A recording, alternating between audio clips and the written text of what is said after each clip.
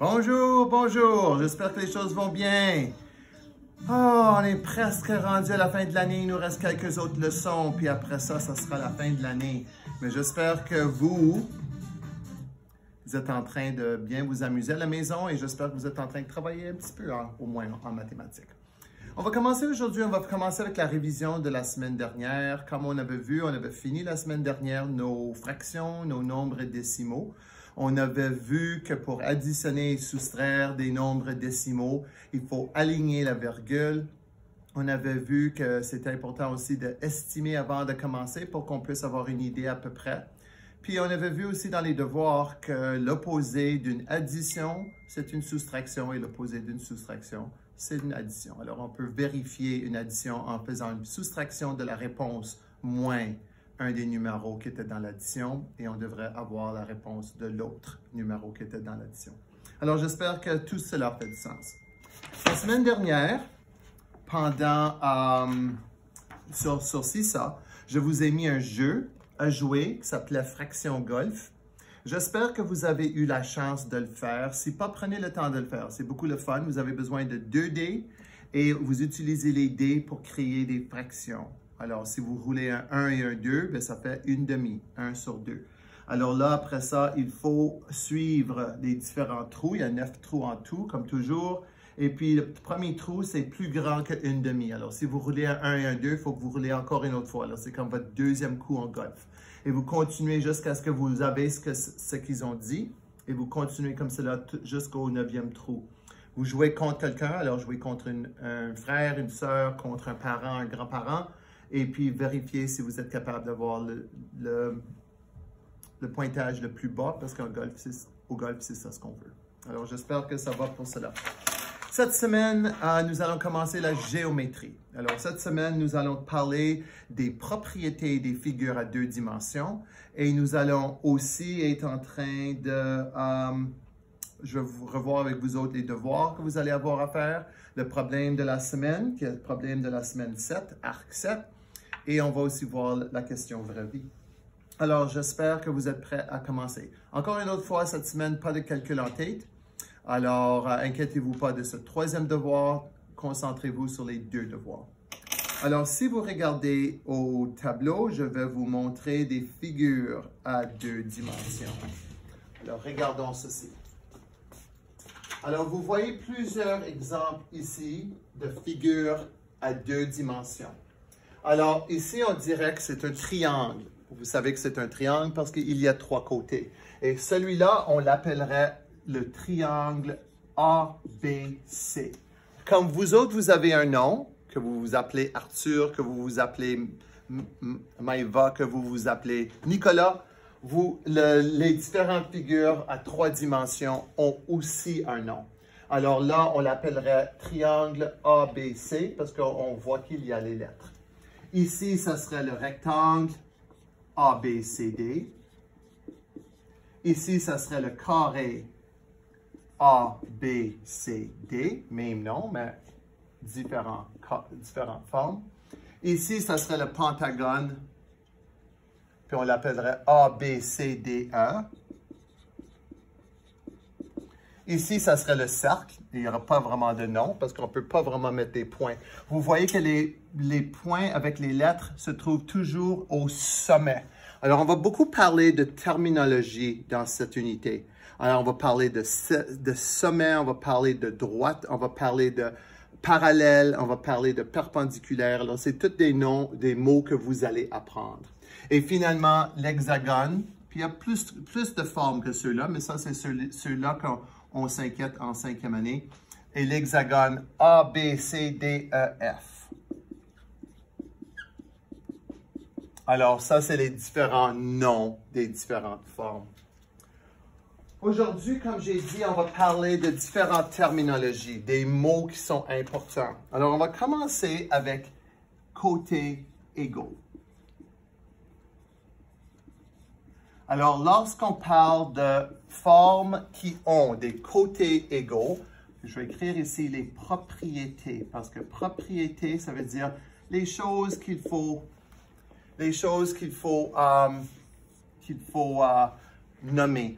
Alors, dans ce cas ici, les propriétés des différentes formes en 3 dimensions, c'est les côtés égaux. Alors, vous voyez, par exemple, dans le triangle ABC, il n'y a pas de côtés égaux. Cependant, dans le rectangle ABCD, on voit que ce côté est égal à ce côté et ce côté est égal à ce côté. Puis souvent, on va mettre des lignes comme cela pour différencier. Ça, c'est la même chose que ça, alors on voit qu'il y a les mêmes lignes. Ça, c'est la même chose que ça, alors il y aura les mêmes lignes. Dans un carré, les 4 côtés sont égaux. Parce que ça, c'est ce qui démontre un carré. Ici, dans notre pentagone, il faudrait que je prenne, des fois, c'est pas facile à savoir est-ce que les côtés sont égaux. Alors, on peut prendre une règle et on peut mesurer. Alors, je vois ici que c'est 10 cm. Ici, c'est 10 cm. Là, c'est 10 cm, 10 cm et 10 cm. Alors, même chose que notre carré qui avait tous les côtés égaux. Notre pentagone a aussi tous les côtés égaux. Le cercle n'a aucun côté, parce que pour avoir un côté, il faut que ce soit une ligne droite, et il n'y a pas de ligne droite dans notre cercle. Et finalement, notre hexagone, ici, on dirait, aurait aussi des côtés égaux. Alors ça, c'est la première propriété qu'on va discuter par rapport aux formes à 2 dimensions. On va parler aussi de côté concurrent. Qu'est-ce que ça veut dire, monsieur, côté concurrent? Alors, quand on parle de côté concurrent, plutôt que concurrent, quand on parle de côté concurrent, c'est des côtés qui se touchent. Là, je vais effacer les petites lignes que j'ai mises ici. Et je vais parler. Alors, ici, on va parler de la droite AB. Puis, on dirait que la droite AB est concurrente avec la droite BC. Alors, concurrente avec BC. Okay? On va dire que le BC est concurrent avec AC. Puis, on va dire que le AB est concurrent avec le AC.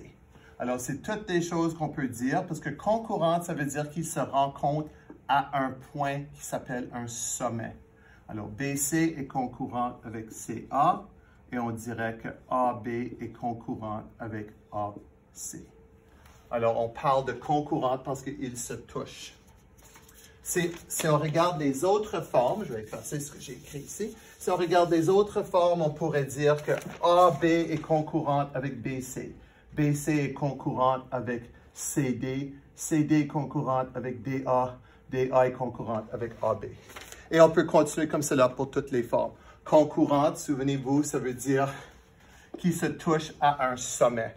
Et quand on parle de sommet, on parle de ceci. Les sommets, c'est où 2 lignes se rencontrent. Okay? Alors, il y a des sommets sur beaucoup de différentes choses. Alors, le troisième mot qu'on va parler à propos, c'est le mot sommet. Alors, comme j'ai dit, sommet, c'est où 2 lignes se rencontrent. Maintenant, la grande leçon aujourd'hui, on va parler à propos des côtés parallèles. Qu'est-ce que ça veut dire parallèle? C'est peut-être quelque chose que vous avez déjà vu en 4e année, mais certainement en 5e année, c'est quelque chose de super important. Quand on parle de parallèle, c'est 2 lignes qui vont jamais se rencontrer. Un peu comme les rails que le train va aller dessus. Okay? Si on parle des rails, on va dire que cette ligne ici est parallèle avec cette ligne-là. Parce que jamais ils vont se rencontrer. Je pourrais dire que cette ligne ici est parallèle avec cette ligne-là. Parce que jamais ils vont se rencontrer si ça continue. Alors, dans une forme à 2 dimensions, est-ce qu'il y a des côtés qui sont parallèles? Dans le triangle, non, parce qu'on voit que toutes les lignes se rencontrent. Cependant, ici, on pourrait dire que ceci est parallèle avec cela. On pourrait dire que ça, c'est parallèle avec ça. Ici, on va dire que ça, c'est parallèle avec ça, puis ça, c'est parallèle avec ça. Dans un pentagone, il n'y a aucune ligne qui est parallèle parce qu'on voit qu'on dirait que ça, c'est peut-être parallèle avec ça, mais non. Parce que si je continuais cette ligne et je continuais cette ligne, on voit qu'à un certain point, les deux lignes se rencontrent. Alors, il n'y a pas de côté parallèle. Même chose avec le cercle parce qu'il n'y a pas de côté. Mais si on regarde l'hexagone, est-ce qu'il y a des côtés qui sont parallèles? Oui. On pourrait dire que ça, c'est parallèle avec ça. Ça, c'est parallèle avec ça. Et ça, c'est parallèle avec ça. Alors, regardez ces lignes. Si on continuait cette ligne et on continuait cette ligne, on voit que ces deux lignes-là ne vont jamais se rencontrer. Ils vont toujours continuer aux mêmes distances l'un de l'autre. OK? Alors, c'est ça. Alors, quand on parle de côtés parallèles, on parle de côtés qui ne vont jamais se rencontrer. Il y a deux autres propriétés des côtés perpendiculaires, puis on va juste en parler très brièvement cette semaine, parce que la semaine prochaine, on va passer plus de temps à parler à propos des côtés perpendiculaires. C'est un gros mot, perpendiculaire. Souvent, on dit, ben, c'est un gros mot pour des élèves de 5e année. Oups, j'ai mal écrit ça. Perpendiculaire.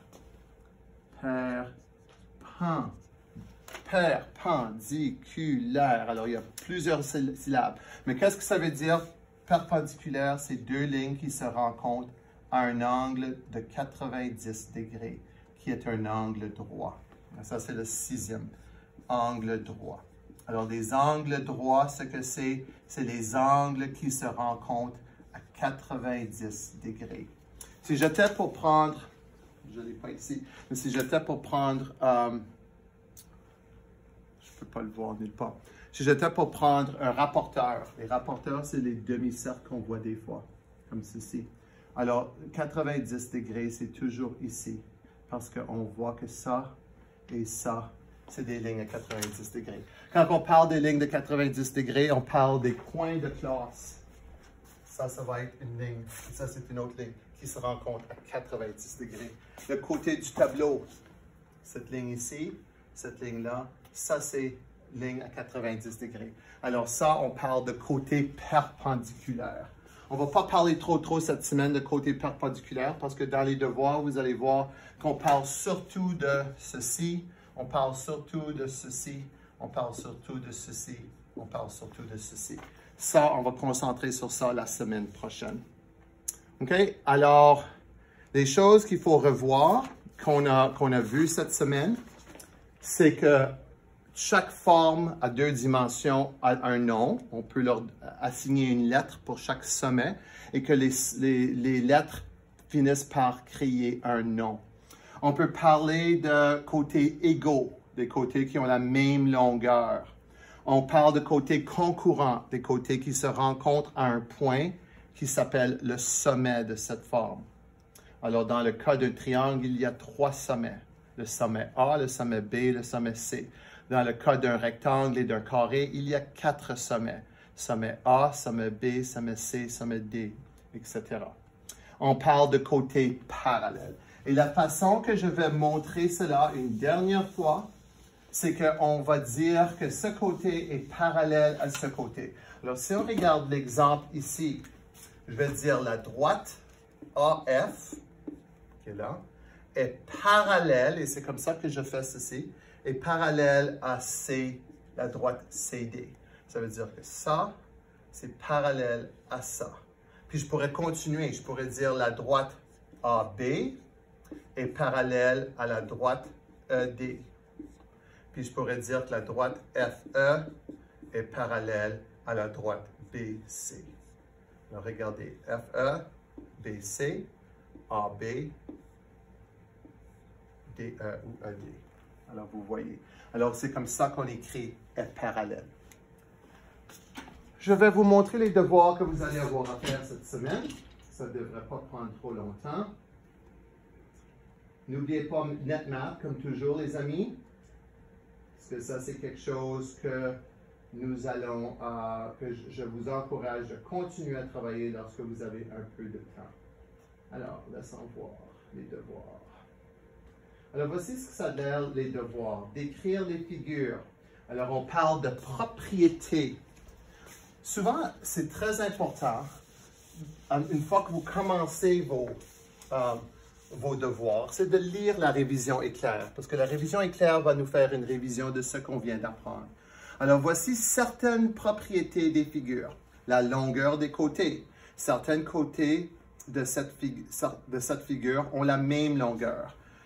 Tous les côtés de cette figure ont la même longueur. Alors, vous voyez ici, dans ce cas ici, ce pentagone, on dit qu'il y a certains côtés qui ont la même longueur. Tandis qu'ici, dans ce triangle équilatéral, on dit que ces trois côtés ont la même longueur. Alors, on parle des traits identiques montrent les côtés égaux. Alors, je vais parler de côtés égaux.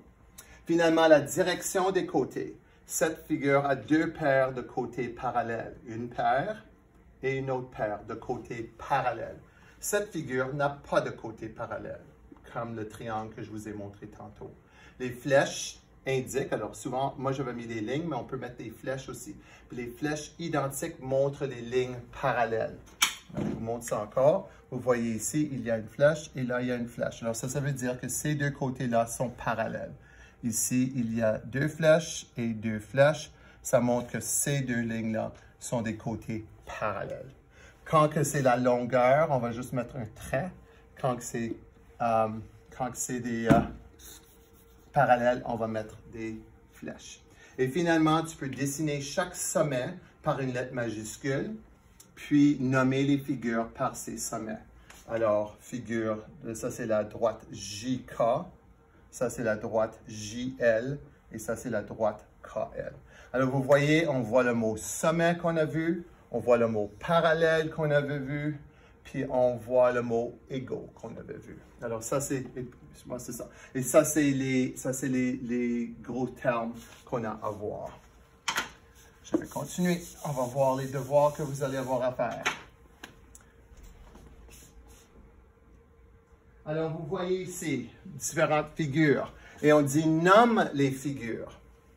Quelle est la figure? Alors là, au lieu d'avoir une lettre pour chaque sommet, ils m'ont juste mis ça c'est la forme A, ça c'est la forme B, ça c'est la forme C, etc. Alors, il y aura deux formes qui n'ont aucun côté parallèle. Il y aura deux formes qui auront tous les côtés de différentes longueurs. Il y aura deux formes dont les côtés ont la même longueur, dont tous les côtés ont la même longueur. Et il y aura quatre formes que certains côtés sont parallèles. Alors, on revoit les termes qu'on a vus. Regardez ici. Pour cette partie du devoir, vous voyez qu'il y a deux réponses par forme. Alors, nomme les figures ci-dessous qui vont répondre à chacune des propriétés ici. Alors, à tous les côtés la même longueur. Alors, s'il y en a qui ont tous les côtés la même longueur, si oui, vous allez mettre la lettre A. Alors, vous voyez par exemple celui-ci, tous ces côtés-là ont la même longueur. Alors, on mettra le A là. En tout, il faut mettre A, B, C, D, E, F, G ici. Et comme j'ai dit, il va y avoir deux réponses par forme. Alors, vous ne devrez avoir aucun problème à remplir cela en lisant et en essayant de comprendre la forme qui est là. Et finalement, comme toujours, il y a toujours des parties à la fin comme va plus loin. Utilise les lettres pour nommer les figures. Utilise les lettres pour nommer les côtés. Alors, comme je vous ai montré, on peut nommer la figure. Puis dans ce cas ici, 1, 2, 3, 4 côtés, ça veut dire que c'est un quadrilatère. Puis on va parler de cela la semaine prochaine. Les quadrilatères, c'est les formes qui ont 4 côtés.